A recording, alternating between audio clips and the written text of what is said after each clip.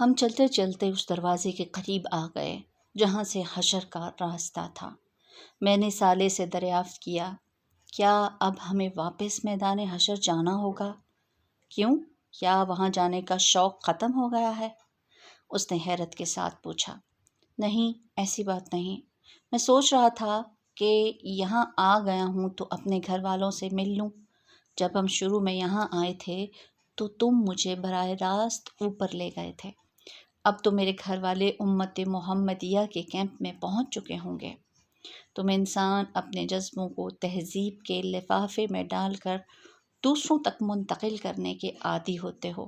کھل کر کیوں نہیں کہتے کہ اپنی گھر والی کے پاس جانا چاہتے ہو؟ یہ بار بار گھر والوں کے الفاظ کیوں بول رہے ہو؟ صالح نے میری بات پر ہنستے ہوئے تبصرہ کیا تو میں چینپ گیا۔ پھر وہ مسکرا کر بولا، شرماؤ نہیں یار، ہم وہیں چلتے ہیں۔ یہ خادم تمہاری ہر خواہش پوری کرنے پر مامور ہے۔ ہم جس دنیا میں تھے وہاں راستے، وقت اور مقامات سب کے معنی اور مفہوم بالکل بدل چکے تھے۔ اس لیے صالح کا جملہ ختم ہونے کے ساتھ ہی ہم اسی پہاڑ کے قریب پہنچ گئے جس کے ارد گرد تمام نبیوں اور ان کی امتوں کے کیمپ لگے ہوئے تھے۔ شاید میں نے تمہیں پہلی دفعہ یہاں آتے وقت یہ بتایا تھا کہ اس پہاڑ کا نام آراف ہے۔ اس کی بلندی پر تم گئے تھے اور یہ دیکھو امت محمدیہ کا کیمپ قریب آ گیا ہے۔ ہم پہاڑ کے جس حصے میں تھے وہاں اس کا دامن بہت دراز تھا، اس لیے وہاں بہت گنجائش تھی، مگر وہ پورا مقام اس وقت ان گنت لوگوں سے بھرا ہوا تھا۔ پہاڑ کے ارد گرد اس قدر رش شاید کسی اور جگہ نہیں تھا۔ میں نے صالح سے مخاطب ہو کر کہا، لگتا ہے سارے مسلمان یہاں آ گئے ہیں۔ نہیں، بہت کم آئے ہیں۔ امت محمدیہ کی تعداد بہت زیادہ تھی، اس لیے اس کے مقربین اور صالحین کی تعداد بھی بہت زیادہ ہے، وگرنہ بیشتر مسلمان تو ابھی میدان حشر ہی میں پریشان گھوم رہے ہیں۔ تو میرے زمانے کے مسلمان بھی یہاں ہوں گے۔ بدقسمتی سے تمہارے معاصرین میں سے بہت کم لوگ یہاں موجود ہیں۔ رسول اللہ صلی اللہ علیہ وسلم کی امت کے ابتدائی حصے کے لوگوں کی بہت بڑی تعداد یہاں موجود ہے۔ آخری زمانے کے البتہ کم ہی لوگ یہاں آ سکے ہیں۔ تمہارے زمانے میں تو زیادہ تر مسلمان دنیا پرست تھے یا فرقہ پرست۔ یہ دونوں طرح کے لوگ فی الوقت میدان حشر کی سیر کر رہے ہیں، اس لیے تمہارے جاننے والے یہاں کم ہوں گے۔ جو ہوں گے تو ان سے تم جنت میں داخلے کے بعد دربار میں مل لینا۔ یہاں تو ہم صرف تمہارے گھر والوں سے ملا کر تمہاری آنکھیں ٹھنڈی کریں گے اور فوراً واپس لوٹیں گے۔ خبر نہیں کس وقت حساب کتاب شروع ہو جائے۔ یہ دربار کیا ہے؟ صالح کی گفتگو میں جو چیز ناقابل فہم تھی، میں نے اس کے بارے میں دریافت کیا۔ حساب کتاب کے بعد جب تمام اہل جنت جنت میں داخل ہو جائیں گے تو ان کی اللہ تعالیٰ کے ساتھ ایک نشست ہوگی، اس کا نام دربار ہے۔ اس نشست میں تمام اہل جنت کو ان کے مناصب اور مقامات رسمی طور پر تفویض کیے جائیں گے۔ لوگوں کی ان کے رب کے ساتھ ملاقات بھی ہوگی اور مقربین کی عزت افزائی کا موقع بھی ملے گا۔ میں اس سے مزید کچھ اور دریافت کرنا چاہتا تھا، مگر گفتگو کرتے ہوئے ہم کیمپ کے کافی نزدیک پہنچ چکے تھے۔ یہ خیموں پر مشتمل ایک وسیع و عریض بستی تھی۔ اس بستی میں لوگوں کے کیمپ مختلف زمانوں کے اعتبار سے تقسیم تھے۔ بعض خیموں کے باہر کھڑے ان کے مالکان آپس میں گفتگو کر رہے تھے۔ یہیں مجھے اپنے بہت سے ساتھی اور رفقا نظر آئے جنہوں نے دین کی دعوت میں میرا بھرپور ساتھ دیا تھا۔ ان کو دیکھ کر مجھے اتنی خوشی ہوئی کہ بیان سے باہر ہے۔ یہ وہ لوگ تھے جنہوں نے اپنی جوانیاں، اپنے کیریئر، اپنے خاندان اور اپنی خواہشات کو کبھی سر پر سوار نہیں ہونے دیا تھا۔ ان سب کو ایک حد تک رکھ کر اپنا باقی وقت، صلاحیت، پیسہ اور جذبہ خدا کے دین کے لیے وقف کر دیا تھا۔ اس کا بدلہ تھا کہ آج یہ لوگ اس ابدی کامیابی کو سب سے پہلے حاصل کرنے میں کامیاب ہو گئے جس کا وعدہ دنیا میں ان سے کیا گیا تھا۔ یہی ہمیں امت مسلمہ کی تاریخ کی بہت سی معروف ہستیاں نظر آئیں۔ ہم جہاں سے گزرتے لوگوں کو سلام کرتے جاتے۔ ہر شخص نے ہمیں اپنے خیمے میں آ کر بیٹھنے اور کچھ کھانے پینے کی دعوت دی، جسے صالح شکریہ کے ساتھ رد کرتا چلا گیا۔ البتہ میں نے ہر شخص سے بعد میں ملنے کا وعدہ کیا۔ راستے میں صالح کہنے لگا، ان میں سے ہر شخص اس قابل ہے کہ اس کے ساتھ بیٹھا جائے۔ تم اچھا کر رہے ہو کہ ان سے ابھی ملاقات طے کر رہے ہو۔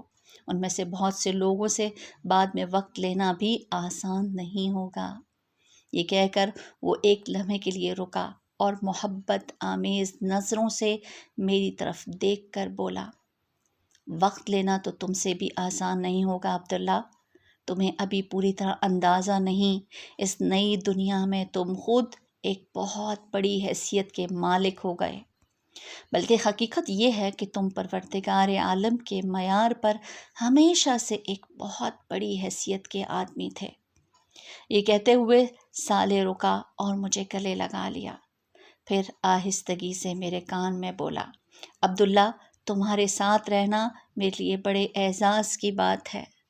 میں نے اپنی نگاہیں آسمان کی طرف بلند کیں اور دھیرے سے جواب دیا، اعزاز کی بات تو خدا کی بندگی کرنا ہے، اس کے بندوں کو بندگی کی دعوت دینا ہے۔ یہ میرا اعزاز ہے کہ خدا نے ریت کے ایک بے وقت ذرے کو اس خدمت کا موقع دیا۔ یہ کہتے ہوئے احسان مندی کے جذبات سے میری آنکھوں سے آنسو بہہ نکلے۔ ہاں، یہی بات ٹھیک ہے۔ خدا ہی ہے جو ذرہ ریت کو طلوع آفتاب دیتا ہے۔ تم سورج کی طرح اگر چمکے تو یہ خدا کی عنایت تھی، مگر یہ عنایت خدا پرستوں پر ہوتی ہے، سرکشوں، مفسدوں اور غافلوں پر نہیں۔ ہم ایک دفعہ پھر چلنے لگے اور چلتے چلتے ہم ایک بہت خوبصورت اور نفیس خیمے کے پاس پہنچ گئے۔ میرے دل کی دھڑکن کچھ تیز ہو گئی۔ صالح میری طرف دیکھتے ہوئے بولا، نائمہ نام ہے نا تمہاری بیوی کا؟ میں نے اسبات میں گردن ہلا دی۔ صالح نے انگلی سے اشارہ کر کے کہا، یہ والا خیمہ ہے۔ کیا اسے معلوم ہے کہ میں یہاں آ رہا ہوں؟ میں نے دھڑکتے دل کے ساتھ پوچھا۔ نہیں، صالح نے جواب دیا، پھر ہاتھ سے اشارہ کر کے کہا، یہ ہے تمہاری منزل۔ میں ہولے ہولے چلتا ہوا خیمے کے قریب پہنچا اور سلام کر کے اندر داخل ہونے کی اجازت چاہی۔ اندر سے ایک آواز آئی جسے سنتے ہی میرے دل کی دھڑکن تیز تر ہو گئی۔ آپ کون ہیں؟ عبداللہ۔ میری زبان سے عبداللہ کا نام نکلتے ہی پردہ اٹھا اور ساری دنیا میں اندھیرا چھا گیا۔ اگر روشنی تھی تو صرف اسی ایک چہرے میں جو میرے سامنے تھا۔ وقت، زمانہ، صدیاں اور لمحے سب اپنی جگہ ٹھہر گئے۔ میں خاموش کھڑا ٹکٹکی باندھ کر اسے دیکھتا رہا۔ نائمہ کا مطلب روشن ہوتا ہے، مگر روشنی کا مطلب یہ ہوتا ہے، یہ مجھے آج پہلی دفعہ معلوم ہوا تھا۔ ہم جب آخری دفعہ ملے تھے تو زندگی بھر کا ساتھ بڑھاپے کی رفاقت میں ڈھل چکا تھا۔ جب محبت، حسن اور جوانی کی محتاج نہیں رہتی، مگر نائمہ نے اپنی جوانی کے تمام ارمانوں اور خوابوں کو میری نظر کر دیا تھا۔ اس نے جوانی کے دنوں میں بھی اس وقت میرا ساتھ دیا تھا جب میں نے آسان زندگی چھوڑ کر اپنے لیے کانٹوں بھرے راستے چن لیے تھے۔ اس کے بعد بھی زندگی کے ہر سرد و گرم اور اچھے برے حال میں اس نے پوری طاقت سے میرا ساتھ دیا تھا، یہاں تک کہ موت ہم دونوں کے بیچ حائل ہو گئی۔ مگر آج موت کا یہ عارضی پردہ اٹھا تو میرے سامنے چاند کا نور، تاروں کی چمک، سورج کی روشنی، پھولوں کی مہک، کلیوں کی نازکی، شبنم کی تازگی، صبح کا اجالا اور شام کی شفق سب ایک ساتھ ایک ہی چہرے میں جلوہ گر ہو گئے تھے۔ برسوں کی اس رفاقت کو میں چند لمحوں میں سمیٹ کر دیکھنے کی کوشش کر رہا تھا۔ نائمہ کی آنکھوں میں نمی آ گئی تھی جو اس کے رخساروں پر بہنے لگی۔ میں نے ہاتھ بڑھا کر اس کے رخساروں سے نمی پونچھی اور اس کے ہاتھوں کو اپنے ہاتھوں میں لے کر کہا، میں نے کہا تھا نا، تھوڑا سا انتظار، تھوڑا سا صبر، یہ جنگ ہم ہی جیتیں گے۔ میں نے کب آپ کی بات کا یقین نہیں کیا تھا اور اب تو میرا یقین حقیقت میں بدل چکا ہے۔ مجھے تو بس ایسا لگ رہا ہے کہ آپ کچھ دیر کے لیے گھر سے باہر گئے تھے اور پھر آ گئے۔ ہم نے تھوڑا سا صبر کیا اور بہت بڑی جنگ جیت لی۔ ہمیں جیتنا ہی تھا نائمہ، اللہ نہیں ہارتا، اللہ والے بھی نہیں ہارتے۔ وہ دنیا میں پیچھے رہ سکتے ہیں مگر آخرت میں ہمیشہ سب سے آگے ہوتے ہیں۔ اور اب نائمہ نے سوال کرتے ہوئے آنکھیں بند کر لیں۔ شاید وہ تخیل کی آنکھ سے جنت کی اس دنیا کا تصور کر رہی تھی جو اب شروع ہونے والی تھی۔ ہم نے خدا کا پیغام عام کرنے کے لیے اپنی فانی زندگی لگا دی اور اب بدلے میں خدا جنت کی ابدی زندگی کی کامیابی ہمیں دے گا۔ یہ کہتے ہوئے میں نے بھی آنکھیں بند کر لیں۔ میرے سامنے اپنی پرمشقت اور جدوجہد سے بھرپور زندگی کا ایک ایک لمحہ آ رہا تھا۔ میں نے اپنی نوجوانی اور جوانی کے بہترین سال خدا کے دین کی خدمت کے لیے وقف کر دیے تھے۔ اپنی ادھیڑ عمر کی صلاحیتیں اور بڑھاپے کی آخری توانائیاں تک اسی راہ میں جھونک دی تھیں۔ میں ایک غیر معمولی باصلاحیت اور ذہین شخص تھا جو اگر دنیا کی زندگی کو مقصود بنا لیتا تو ترقی اور کامیابی کے اعلیٰ مقامات تک بآسانی پہنچ جاتا۔ مگر میں نے سوچ لیا تھا کہ کیریئر، جائیداد، مقام و مرتبہ اور عزت و شہرت اگر کہیں حاصل کرنی ہے تو آخرت ہی میں حاصل کرنی ہے۔ میں نے زندگی میں خواہشات کے میدان ہی میں خود سے جنگ نہیں کی تھی بلکہ تعصبات اور جذبات سے بھی لڑتا رہا تھا۔ فرقہ واریت، اکابر پرستی، تعصب سے میں نے کبھی اپنا دامن آلودہ نہیں ہونے دیا۔ خدا کے دین کو ہمیشہ ایمانداری اور عقل سے سمجھا اور اخلاص اور صدق دل سے اس پر عمل کیا۔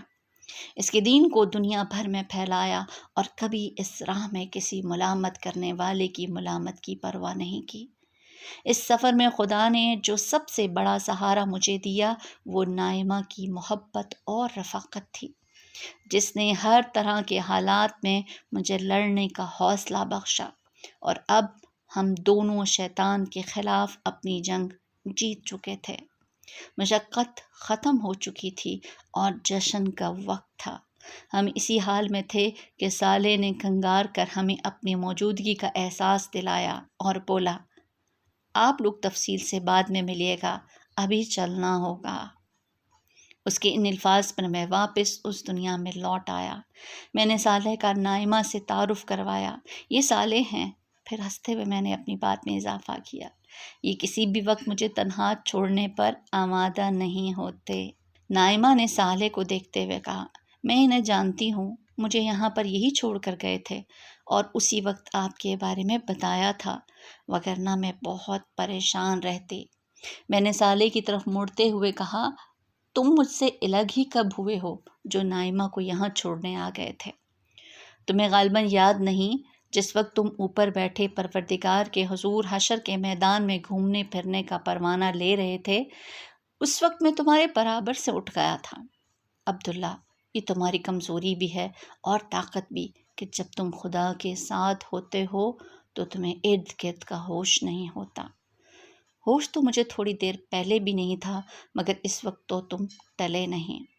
ہاں، میں اگر ٹل جاتا تو پھر تم سے اگلی ملاقات یوم حشر کے بعد ہی ہوتی۔